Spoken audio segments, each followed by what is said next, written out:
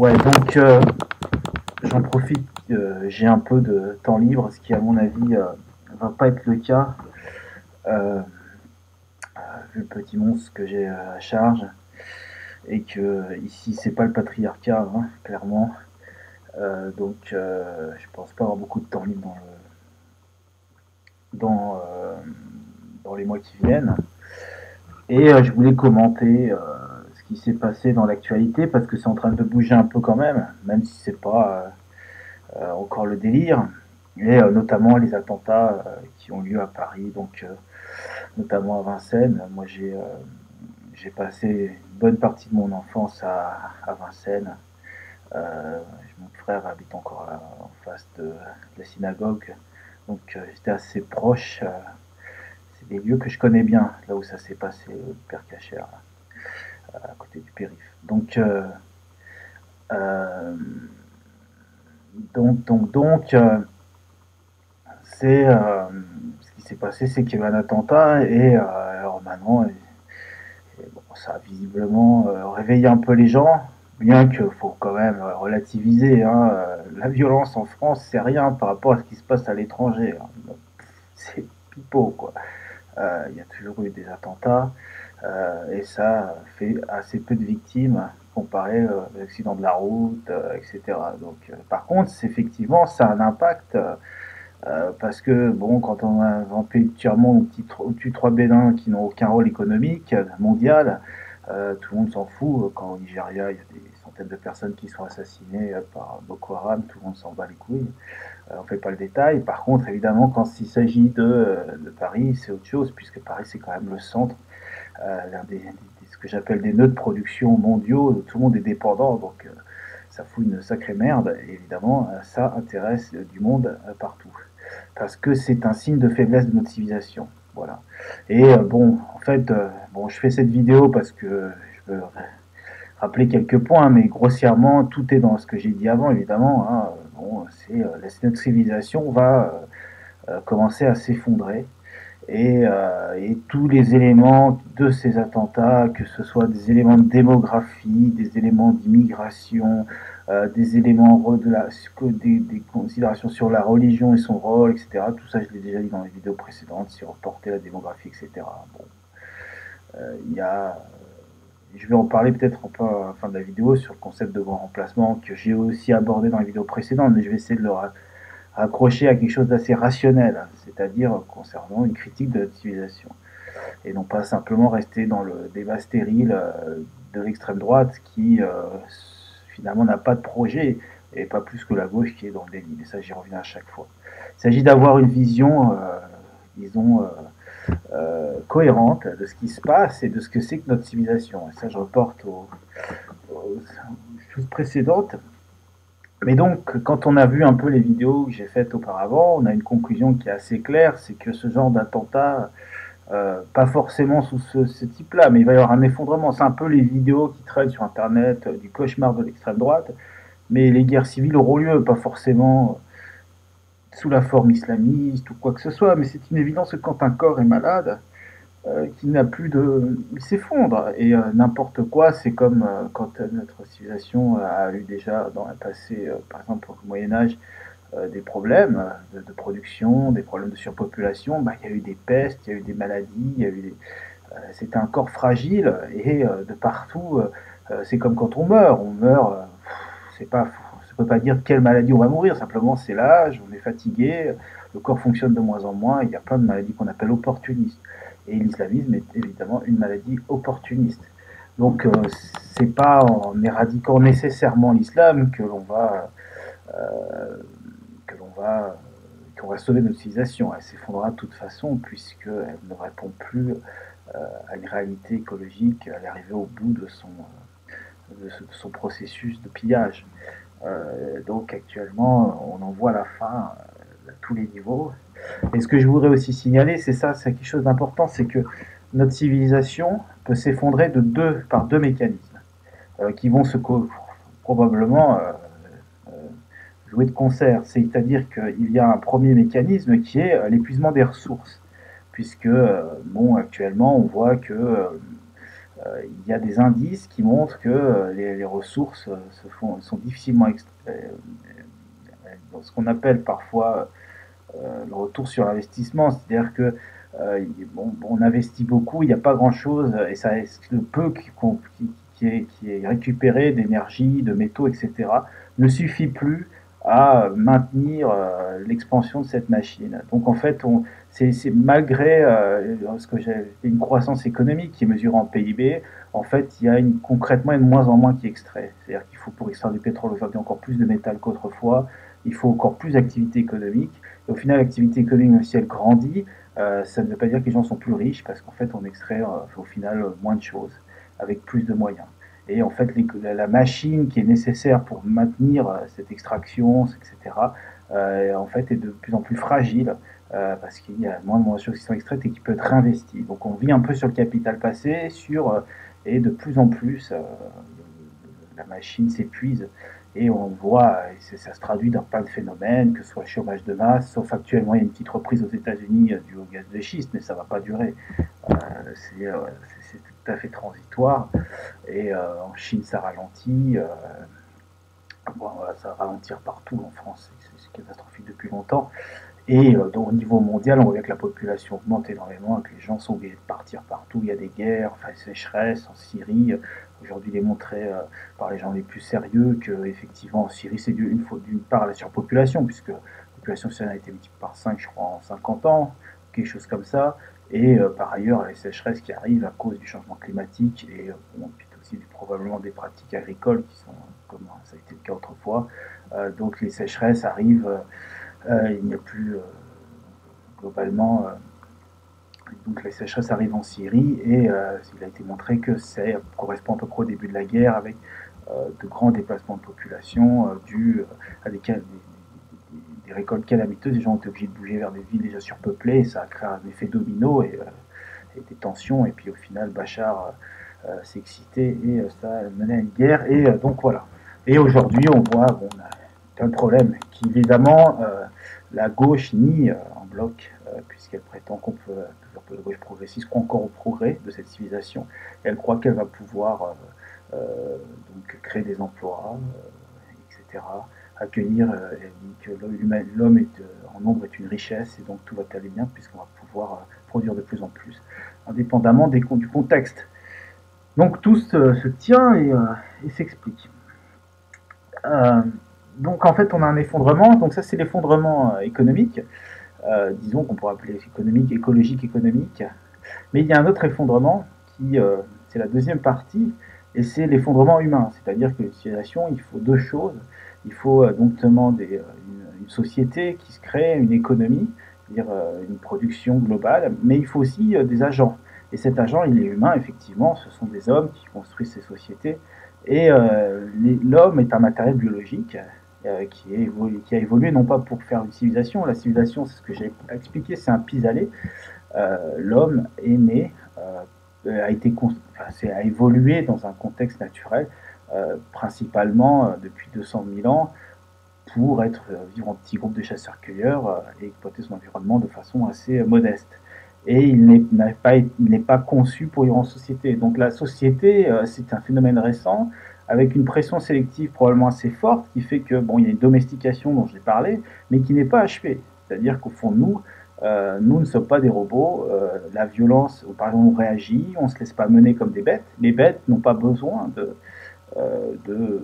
finalement de se reproduire, comment dire, de s'adapter à un milieu. Tout est fait, c'est nous qui les sélectionnons, c'est nous qui les dirigeons, et il n'est pas question qu'elles se rebellent. Et nous, c'est pas tout à fait pareil, puisque nous sommes un peu au cœur de la domestication.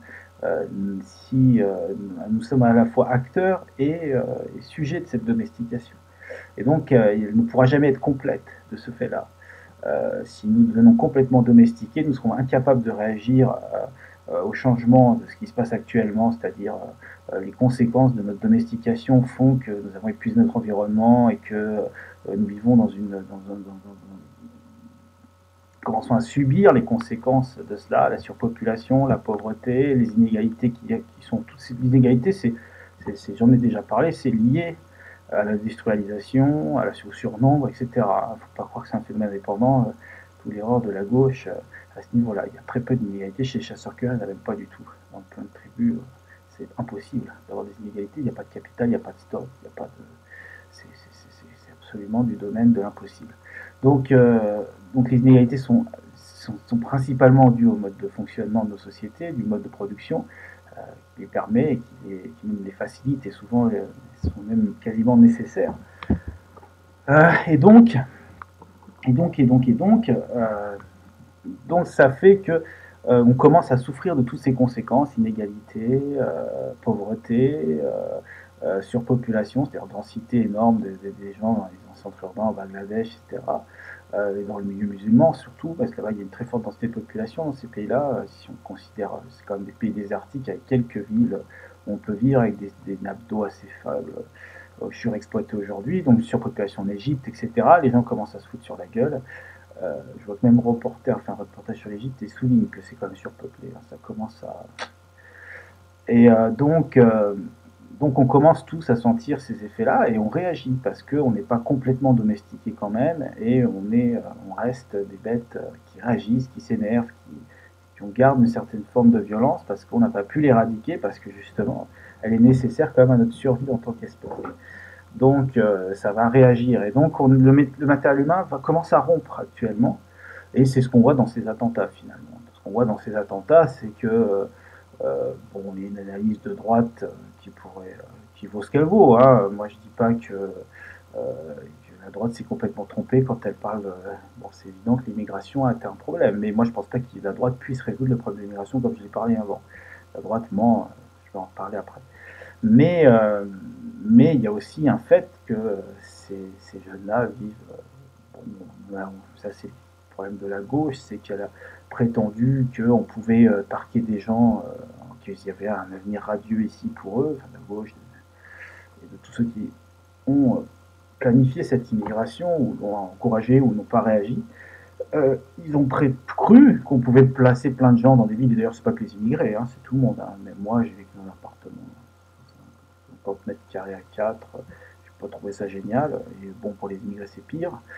Et donc on ne peut pas, surtout les familles nombreuses, puisque Koulibaly, je crois qu'il était 10, donc c'est évident que vivre à 10 dans un appartement, faire des études, etc., c'est pas forcément la joie.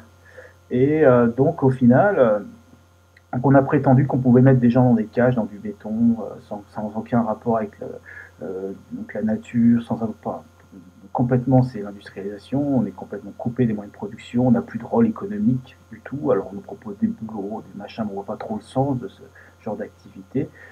Et donc on arrive à la logique finale que ces gens-là sont complètement, ils ne voient pas, ils n'ont pas de lien au système, n'ont pas de lien avec le lieu où ils sont, avec les gens avec lesquels ils habitent, et bon, et plus personne n'a vraiment de lien avec ça, et il y en a évidemment qui commencent à craquer. Alors, il y a, il y a donc une renaissance du terrorisme. Euh, bon. Et à mon avis, la violence, bon, le terrorisme, c'est qu'un des aspects de la violence. Elle, quand même assez, commence à renaître, malgré le fait que certains disent que c'est pas tout à fait vrai, mais globalement, c'est vrai, puisque en France, on a une renaissance donc, de ce genre de djihadisme, puisque les jeunes partent, etc. Enfin, c'est tout ce qu'on nous raconte. Moi, j'habite dans un quartier en Suède où il y a eu quand même une centaine de personnes qui sont parties, apparemment. Il y a eu même des reportages, un mec qui a témoigné, il a expliqué pourquoi, etc. Et donc il y a une renaissance. Et on voit que quand même en Syrie, il y en a plusieurs milliers, enfin c'est impressionnant quand même. Donc on voit euh, que le modèle de parquer des gens dans des villes, etc., de tous ces trucs, on allait vivre comme des êtres bien gentils dans des villes, passer à un autre mode de production, un autre mode de consommation, un autre mode de vie complètement moderne, bah, si apparemment il y en a qui s'y retrouvent pas, quoi. Bon. Alors ça s'exprime comme ça quand on est d'origine maghrébine probablement. Bon. Pour nous ça s'exprime, enfin nous je sais pas, pour d'autres en tout cas ça s'exprime pas, quoi, parce qu'actuellement il n'y a pas tellement d'alternatives finalement, soit à gauche ou quoi que ce soit. Donc pour l'instant, bon, il y a des trucs un peu écolos, réalistes, etc. Mais ça reste très folklorique et pas très très convaincant. Par contre, effectivement, le djihad, il y a quelque chose là, on leur propose, etc. Alors ça paraît... nous si on regarde ce qui s'est passé avant, euh, qu'est-ce qu'il y a eu comme, finalement, comme échappatoire à cette situation? Parce que bon, la modernité a créé... Donc c'est un peu le discours de la gauche et des modernistes, des progressistes, c'est qu'on a créé un nouveau paradigme et que l'ancien n'est plus valide. Et donc il y a cette espèce de, comment dire, tout ce qui était ancienne religion, anciennes constructions sociales, on volait en éclats. Et ils ont cru donc que ce qu'ils proposaient à la place, le consumérisme, enfin tout ce qu'on a autour de nous finalement, Internet, les médias, etc., ça pouvait remplacer ce qu'il y avait autrefois. Et bon, finalement, ça marche pas, quoi. On voit que soit c'est le néant, c'est-à-dire que bon, les gens sont quand même, je pense, globalement assez insatisfaits. Euh, et donc, bon, ils vont bon, ça se drogue, etc., ça déprime. Bon, il y a quand même pas mal de drogue, hein. Et soit il y a de la violence qui n'a pas de lien avec la religion, mais on voit comme il y a pas mal de trafic, soit bon, il y a de désespérance, on est pareil, du chômage, des gens qui traînent, on voit assez peu de mouvements politiques. Et il y a eu, soit il y a un retour du fondamentalisme qui n'a pas été vraiment prévu par ces gens-là, par tous ces gens éclairés, etc. Pourquoi j'en parlais après? C'est ça que je voulais expliquer, reparler de la religion finalement. J'en avais parlé dans les vidéos précédentes et je voulais recadrer ça un peu. Mais donc, il y a eu cette illusion que de donner des jeux vidéo, tout cet entertainment allait finalement devenir une façon quelque chose de satisfaisant. Que on pouvait vivre, finalement l'être humain peut se satisfaire de cela. Et ben, c'est pas tout à fait le cas pour beaucoup de gens visiblement. D'où pour certains, ils sont plongés dans le djihadisme. Mais c'est pas quelque chose de neuf. Parce que finalement, c'est un peu un besoin de religion qu'on a. Je vais expliquer pourquoi après. Je vais rappeler pourquoi, mais ce besoin est là. Et autrefois, ce qui jouait ce rôle-là, c'était le marxisme pour les gens de gauche. C'était l'échappatoire à la réalité domestiquée, finalement. Il y avait une espèce de rêve. Bon, ça a été aussi le cas du catholicisme pour pas mal de gens qui rêvaient. À la fois, c'était une religion, c'est un peu aussi, j'en reparlerai après, mais c'est un peu le rôle des religions, c'est de domestiquer, c'est plutôt apprivoiser dans ce cas-là, c'est-à-dire apprivoiser ce besoin de plus de liberté d'absolu, finalement, d'un peu de rejet spirituel de la temporalité, de la société telle qu'elle est. Finalement, c'est un peu le christianisme. Le christianisme est une religion de rébellion au départ. Elle a été récupérée par un clergé, elle a été endiguée pour justement devenir une religion d'État qui permet d'endiguer cette aspiration et elle promet le paradis, mais rien sur terre. Et en fait, ça a été aussi à peu près le rôle du marxisme, que ça, je l'ai déjà souligné maintes fois, hein, mais je le rappelle, c'est que le marxisme a été une religion aussi laïque finalement, très puissante, fondée sur le même chose. C'est un peu le même mécanisme on attend la révolution et dans le futur joue ici le rôle de paradis. Le futur, et c'est toute l'idéologie progressiste. Mais la différence, c'est que les marxistes, certains en tout cas, euh, penser, alors c'est pas clair, parce que même Marx, on n'a jamais su s'il était pour ou contre la commune, plutôt contre, mais il pensait, lui, qu'il y avait un moment où ça serait mûr et il n'était pas forcément pour l'action. Mais en tout cas, il y a eu des marxistes ou des gens qui étaient assez inspirés par cette idéologie et qui, eux, étaient pour l'action. On en a eu des marxistes et puis aussi des vrais anarchistes, c'est-à-dire des gens pas forcément inspirés du marxisme, mais qui étaient pour un retour de l'initiative et une lutte contre la socialisation extrême. Donc ces gens-là, certains sont passés aux actes. Et il y a eu un moment de l'histoire en France qui a été où le terrorisme était à gauche, et l'histoire internationale. Ça a été le cas, c'est-à-dire le terrorisme anticolonial. Et bon, on a eu ça avec le mouvement palestinien, il y a eu beaucoup d'actes terroristes en Allemagne aussi, différents actes terroristes en citer, etc. Donc ça a été une réalité. En France, il y a eu Action directe qui a été quand même assez violent. Et là, c'est fini. Pourquoi ça a été terminé? Parce que contrairement à la religion, les communistes avaient, c'était là où ils étaient, c'est qu'ils avaient un rapport au réel. C'est-à-dire qu'il y avait quand même, disons, un certain nombre, ils se prétendaient scientifiques, et il y avait un certain nombre disons, de prédictions et qui se sont révélées toutes fausses. Et, euh, et notamment, bon, je pense que l'image que donnait le communisme a été, bon, j'en ai parlé sur les illusions du marxisme, mais a été plus ou moins contredit par les faits.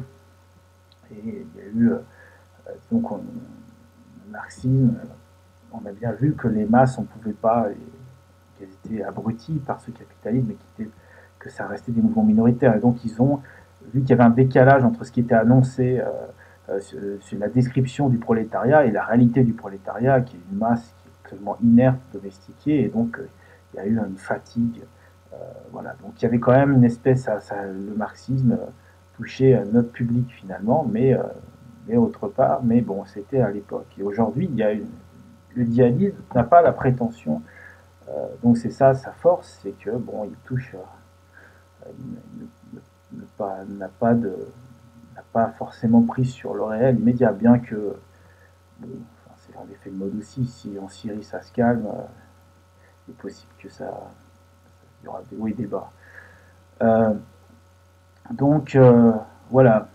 Alors maintenant, je vais parler un peu des religions. Donc aujourd'hui, c'est le phénomène qui renaît après avoir eu ces espèces d'espérances laïques qui étaient dans le droit fil de l'évolution industrielle, etc. Il y a une espèce de religion marxiste, etc. Que ça serait le nirvana, l'égalité reviendrait entre les hommes, etc. Bon, ce qui est complètement faux. Eh bien, il y a eu, aujourd'hui, on revient à des choses plus basiques, finalement. Et pourquoi, finalement, il y a ce besoin de religion? Bon, je pense que c'est assez fondamental. Euh, on a tous, donc on n'est pas simplement des êtres domestiqués, on n'est pas simplement des robots euh, qui ont été conçus pour effectuer des tâches disparates au sein d'une société industrielle. C'est pas du tout comme ça qu'on a été conçus. On a été conçus justement comme pendant 200 000 ans, il a fallu se bouger le cul, s'adapter à une nature changeante, à des glaciations, etc., innover sans arrêt, et explorer des territoires parce qu'on risquait de disparaître si on restait dans d'autres, etc. Donc, on est à la fois mobile, créatif, capable de s'adapter à différents modes de socialisation, différents groupes, jamais de grands groupes, jamais eu de grands groupes humains. Et donc, mais on avait quand même besoin d'explorer cette nature et d'avoir une certaine curiosité, une fascination. Et donc, on est des êtres qui cherchons finalement, et il y a quelque chose de profond en cela. C'est quelque chose, c'est une force de création dans la nature, et nous avons besoin aussi disons, de nous donner des objectifs, euh, d'avoir, euh, d'avoir finalement un but, quelque chose qui nous motive, plus profond que le quotidien et la répétition. Et c'est quelque chose d'assez fondamental. Il y a une spiritualité chez tous les êtres humains, visiblement. On essaie de donner sens à cela, on cherche, on continue. Et évidemment, la religion, c'est pas tout à fait ça. Et en plus, disons que cette spiritualité nous permet de nous relier, c'est-à-dire de donner un projet et que les êtres euh, donc ont les mêmes aspirations. Puis c'est un phénomène aussi de groupe, c'est-à-dire que quand ils ont aussi les mêmes, finalement, ils adoptent du fait de leur projet commun, ils ont une confiance et ils ont souvent les mêmes valeurs. C'est-à-dire que, enfin ça c'est un peu, c'est-à-dire que euh, il y a un phénomène de confiance dans la mesure où si on a un projet, on ne voit pas forcément l'autre comme un concurrent, etc. Donc on adopte système de valeurs qu'on valorise, c'est ce qui va permettre à notre projet d'aboutir, soit d'aller, et donc pas valoriser. Donc on ne se voit pas simplement comme de simples concurrents ou outils, etc. Et ce qui se passe, c'est que cela, c'est ce qui se passe, c'est ce qu'on voit chez les populations qu'on appelle primitives. Mais chez les populations qui commencent à se densifier, on se crée des religions, c'est-à-dire que euh, les êtres ne se connaissent plus forcément de visu, et il y a une récupération c'est-à-dire qu'ils ne fondent pas leur spiritualité eux-mêmes. Ils n'ont pas une relation, c'est pas tellement poétique la religion, c'est quelque chose d'un peu différent, ça devient euh, une, plus qu'une spiritualité, ça devient un ensemble de codes rigides et qui sont récupérés par le pouvoir. C'est un peu la différence. Bon, par exemple, pour le catholicisme, au départ, on a un ensemble de spiritualités, on ne sait pas si Jésus a existé. Il y a apparemment pas mal d'évangiles de gens, il y avait des mecs qui se baladaient à l'époque et qui faisaient des prédictions, qui voyaient bien que l'Empire romain c'était pas top, etc. Donc, et puis, il y avait une certaine révolte vis-à-vis de l'Empire romain, donc on pense qu'il y a eu des Jésus, ou peut-être il a existé, on ne sait pas. Et en tout cas, il y a eu beaucoup d'évangiles apocryphes, et ils se sont réunis, et ils ont fait un truc qui était à peu près cohérent dans le sens de leur pouvoir temporel. Et après, ils ont fait un texte, un peu probablement pareil, c'est passé pour l'islam, etc. On ne sait pas si Mohamed il existait, etc. Mais bon, enfin, c'est probablement il existait, mais c'était pas, c'est pas du tout ce qu'il a raconté. Après, ça a été repris, recondensé, et on en a fait un instrument politique. Et c'est ça la religion, c'est ce qui relie des peuples dans un ensemble politique. Finalement, c'est assez politique la religion. Et, euh, et c'est ce qui finalement relie.